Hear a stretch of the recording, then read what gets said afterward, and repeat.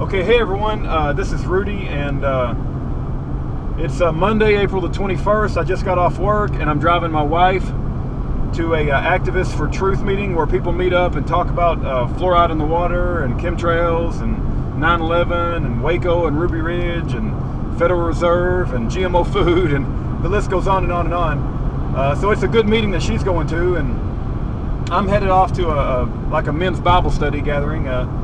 But you know, an idea just came to me, and I think I'll title this video our leaders are cowards. Okay, that includes Ron Paul, by the way. But let me say this very clearly, because I don't want it to be just say something and like skip over your head and not sink in. You know, it really needs to sink in what's happening.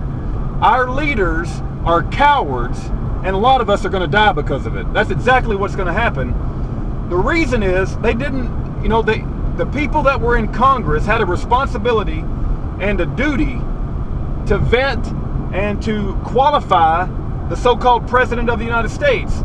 But because they did not do their job, because they did not qualify, because they did not vet this usurper, fraud, foreign-born piece of homosexual Muslim crap, quasi-Muslim crap, we got to spend all our time like running around on the weekends with a rifle on our back, walking around the grassy knoll and passing out Second Amendment cards, which we wouldn't have had to do if this usurper, foreign-born fraud wasn't in the White House. Okay, and you know, we got people in Nevada having to stare death, you know, down the end of a rifle with the BLM pointing guns at them, and they wouldn't have to do that if Obama wasn't in office, right? And because our leaders and the media has been absolute cowards on this issue, it's causing all of us regular folks who got a freaking job and have to make a living and have families, and you know, we got things to do around the house. You know, I got a lawn that needs to be mowed. I got trucks that need to be repaired. I got a septic system that's giving me trouble again. I got a roof that needs to be repaired. I'm sure my wife would like to, I don't know, honey, what would you rather be doing than walking around downtown Dallas with a rifle on your back? I'd rather be in the pool. My wife would rather be in the pool, right? So, you know, it's like we got things that we need to be living our life and spending time with our family and taking care of, you know, just regular living of all of us regular folks.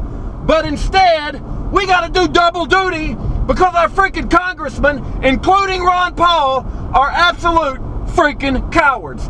Allen West, coward. Donald Trump. You know what I learned about Donald Trump? He's given a maximum contribution to guess who? A presidential contribution.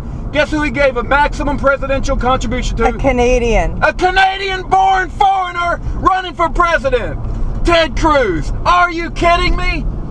Donald Trump is the biggest sellout I ever heard of in my life, and he's promoting that Ted Cruz run for president. We got Allen West is a sellout. Mike Huckabee is a sellout. Robert Jeffress is a sellout. All these people that should have done their job. All these people that should have said something. That we got a foreign-born usurper as president. They didn't say anything. And what does that mean for you and me? It means we got to run around and protest for our First Amendment, protest for our Second Amendment, protest that we don't get a legal search and seizure. Some of us are going to die. Let's just lay it on the line and talk straight.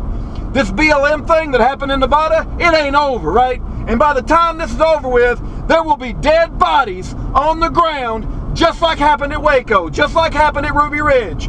And you know what caused that? Let's don't mince words. Let's get straight to the heart of the matter, and that is our leaders are absolute cowards, and some of us are going to end up dead because of it. And I just want to make sure you guys know who to blame when we start bringing in the body bags. And it's bad enough that we got to spend all our extra time going around and protesting, talking about the Constitution, states' rights, Second Amendment, NDAA, the Patriot Act, and all that. You know, we got better things to do. And I wish our leaders would stand up and do something and go at the heart of the problem, which is Obama is not eligible to be president. He's not eligible to be commander-in-chief. He needs to be put in prison, and ultimately when he's convicted, once he's convicted, the death penalty needs to be considered. And I said that before, and I'll say it again. Don't forget that water under the bridge opens the floodgates for evil. That's right. The floodgates of hell is about to be opened, and you guys have, when I say you guys, I'm talking about the leaders, the people in Congress, the governors, the people in the media that have nationwide... O'Reilly, Bill O'Reilly is the biggest sellout. He's the biggest whore I've ever seen in my life. Sean Hannity's the biggest whore. Glenn Beck, he's a super duper quadruple warp speed whore is what Glenn Beck is. Glenn Beck is the biggest whore I ever seen. And they all sold us out. They all didn't want to talk about the real issue. And some of us are going to wind up dead. Some of us are going to have our children grow up without parents because we got to end up doing what they should have freaking did with their national spotlight and the responsibilities they had as elected officials in Congress and governor. And I'm just getting tired of it. And all you people who are sick of the birther issue, I'm sick of you. You know, just because this issue hasn't got any attention doesn't mean it's not valid, right? Just because somebody breaks into your house and they stay there for 6 freaking years doesn't mean that it's finally okay. Well, he stayed there. It's his house now. No, it's not his house. It wasn't his house in 2008. It's not his house in 2012. He's not an American. Okay, and it's not okay just because he stays there. Somebody needs to say something about the fact we got a foreigner-born, usurper, quasi-Muslim, homosexual freak in the White House, and it's just sickening how you guys think it's a dead issue. And when you guys finally end up dead, I want you guys to remember why we're in this shape. We don't have to be fighting 1,000 freaking battles on every front. Just fight one battle. The birth certificate is a fraud, and he's not natural born. He's not eligible. Amen.